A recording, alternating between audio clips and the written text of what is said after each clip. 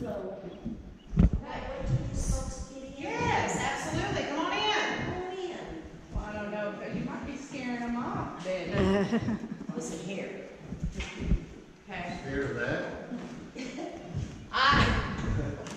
I know your mama. And she raised me right. Yeah, we fell My in cousin love. raised me actually more than my mom did. Well, that explains a lot. I'm gonna need to be over on the edge. Yeah, Julie, I'm gonna need to be more over on the even know edge. that. I didn't think about that, I yeah. have you all stand. The flag is actually right there. You can see this window. Put your hand over your heart. We'll see. Sorry about that. If you want, you can sit next to her. Oh, say, can you See by the dawn's early light what so proudly we hailed as the twilight's last gleaming, whose bright stripes and bright stars through the perilous tide o'er the ramparts we watched were so gallantly streaming, and the rockets' red glare, the bombs bursting in air, gave proof through the night that our flag was still there. Oh, say does that star-spangled banner yet wave o'er the land of the free and the home of the brave. Everybody, come on in, folks. Come on in and find a seat. We'll let you get settled. I'm doing just it. Yeah. Perfect. Hello. Up here. Is that there? Yes. Up here.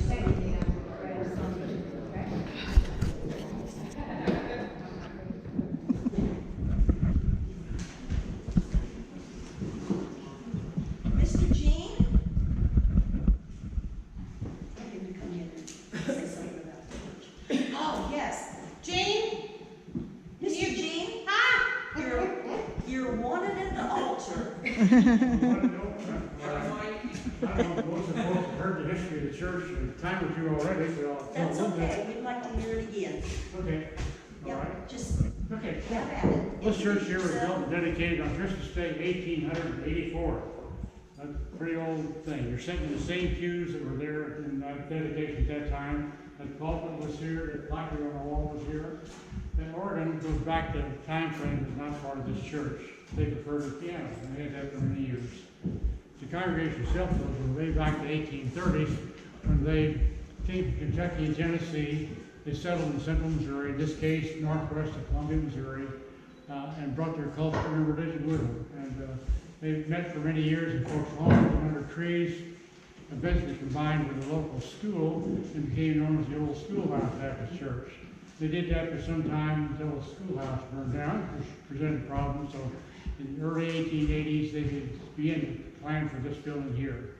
The building is very similar to what it was at that time. Used to have 3 bay windows up in front, had a door right over the outhouse, which we don't need anymore.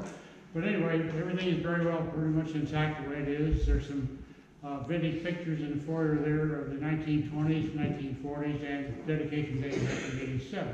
But it was down there for 100 years. During that time, some 36 pastors you see on that plaque back there were pastored this church. So it's got lots and lots of history. Little cemetery over here always went along with the church's time frame. This church actually had 3 cemeteries across the road from it, and none of those survived. If you go down there now, it's nothing but a plowed field, which presents a reason for having these tombstones over here. There's nobody buried over there. They're just dislocated monuments over the years. But anyway, lots of history here, and appreciate what the city has done for the building here. The reason it's here is because in the 1980s, the congregation got down to just 6 people, and they didn't know what to do with their church, so they gave it to the city. They took it apart completely and rebuilt it on this site and dedicated it again in 1987. Give you some idea of the task involved. This used to be lath and plaster, which means to get to the timbers and rebuild this building, they had to chip off all that concrete. Okay? So there's lots of history and lots of work. Within the last few months, it's been repainted inside and outside. The city is taking good care of it. I'm sure those last 6 people were long gone. I'm very proud of what the city's done. So anyway, lots of history up here. We entertained a lot of school kids for spring outings, and it's been being put for good use. Okay? All right. Thank you. Yeah, very good. Well, now, she is Bad Betty, but I am Aunt Betty. And the program that we're going to do today, there will be some songs that I do by myself. There will be some songs that I want the audience to sing along with. So that's why I have this board over here. That's my list. And so all the songs that I have chosen today are in the time frame. This is the year 1866. There is one song, and I think you'll recognize it. It comes a little later in the program. That was written around after 1882, but it fit in so well with today's activities and skits that I wanted to do a special one. So, how many knows what this instrument's called? How about you children there in the seat? You know what this thing's called? That's right, a banjo. This is a newer instrument, but it has been modeled after the old-time instruments. Long ago, they used to take calfskin and stretch over this and hold it down, and this part's called the head. And it would have looked very similar to this, but it was very temperamental in humidity, and the hide could expand and contract, so you were constantly trying to keep your instrument in tune. Well, they have come out for modern day times with this synthetic head that's much more, it's more reliable to use.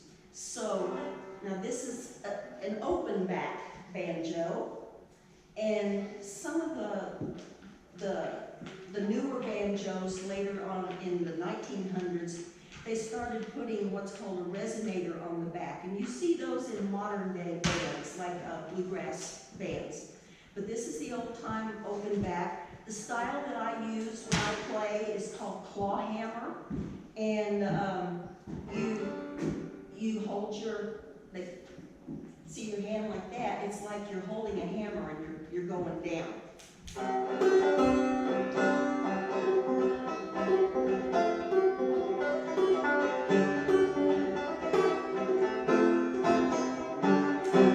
That's a claw hammer style banjo. So the first song that I'm going to do is from 1848, and now I am getting old and I'm losing my mind, so I cannot remember all the words. So I have to have my words over here. So don't be offended if I don't look at you sometimes, because I'll be sitting here doing this. This is written by Stephen Foster, as I said, in 1848.